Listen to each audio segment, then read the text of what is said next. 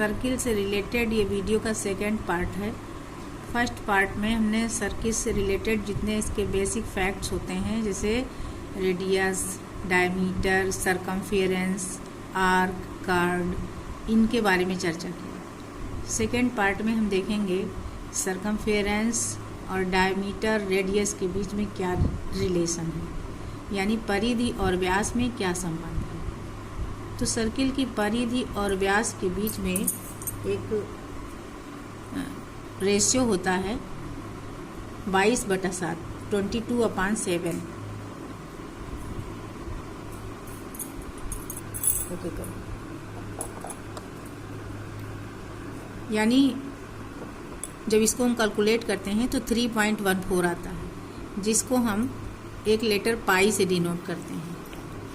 इसका मतलब है C/D की वैल्यू है पाई के बराबर, तो C = पाई D हो जाएगा। अब D जो होता है यानी डायमीटर जो होता है वो डबल रेडियस के बराबर होता है, यानी C = 2πr। जब हमको परिधि निकालनी है और त्रिज्या पता है तो हम इसी फार्मूला से निकाल लेंगे, या फिर त्रिज्या निकालनी है, परिधि पता है तो भी हम इसी से निकालेंगे। अब हम एक क्वेश्चन देखते हैं। उस वृत्त की परिधि क्या होगी जिसकी त्रिज्या 21 सेंटीमीटर हो। तो वही फार्मूला, परिधि बराबर 2πr। अब यहाँ पे 2 पाई की वैल्यू रख दिया 22/7 और इंटू 21। अब इसको जब हम कैलकुलेट करते हैं तो हमारा आंसर आ जाता है 132 सेंटीमीटर। अब हम सर्किल के क्षेत्रफल पे बात करेंगे, यानी वृत्त का क्षेत्रफल क्या होता है। क्षेत्रफल के लिए होता है πr² फार्मूला। अगर आपको कन्फ्यूजन होता है कि परिधि में r है या फिर क्षेत्रफल में r है, तो आप ऐसे जान लीजिए कि क्षेत्रफल की यूनिट में स्क्वायर होता है, जैसे सेंटीमीटर स्क्वायर, मीटर स्क्वायर, तो उसमें फार्मूला में भी स्क्वायर है, यानी क्षेत्रफल सर्किल का होता है πr² के बराबर। मान लीजिए कोई क्वेश्चन है, एक वृत्ताकार क्षेत्र का क्षेत्रफल 154 सेंटीमीटर स्क्वायर है, इसकी त्रिज्या क्या होगी। तो हम इसी फार्मूला से निकाल लेंगे। अब हमको फार्मूला पता है A = πr²। अब हमको पता करना है r² से ही हम r पे पहुंचेंगे। तो r² अगर हम इस साइड करेंगे तो पाई जाके a को डिवाइड कर देगा, तो r² = a/π।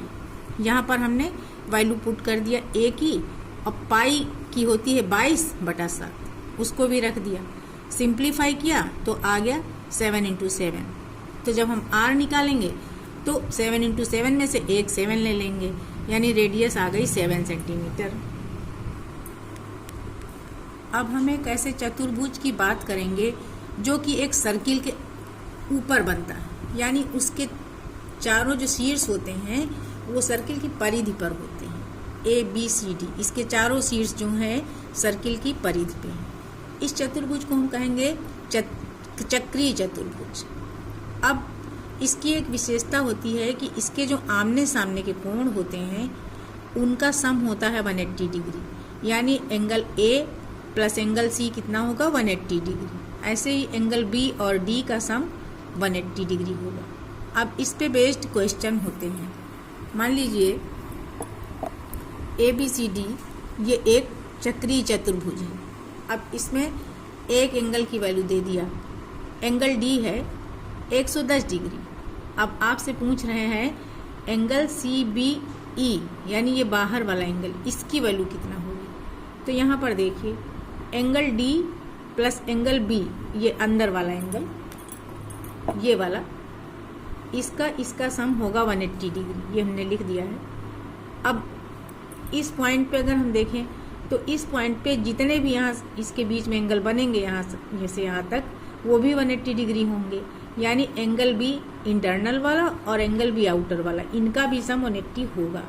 तो यहाँ पर हम देखें ये प्लस ये 180, उसके बाद ये प्लस ये 180। इसका मतलब है कि ये वाला जो है उतना ही होगा, ये वाला एंगल जितना ये है। तो इसकी वैल्यू 110 है, तो एंगल CBE भी 110 डिग्री का हो जाएगा। अब इसी से रिलेटेड मान लीजिए ये क्वेश्चन है कि एक साइक्लिक चतुर्भुज ये बना हुआ है, इसमें यदि एक एंगल ये x बता दिया C को, और ए को 2x, तो आपसे पूछ रहे हैं कि x की वैल्यू क्या होगी। तो यहाँ पर देखिए angle A plus angle C equal to 180 degree. अब एंगल A की वैल्यू है 2x, C की है x, इसका सम 180 डिग्री, यानी 3x इक्वल टू 180 डिग्री, तो x की वैल्यू हो जाएगी 60 डिग्री। इसी के साथ ही सर्किल वाला वीडियो हम समाप्त करते हैं। Thank you.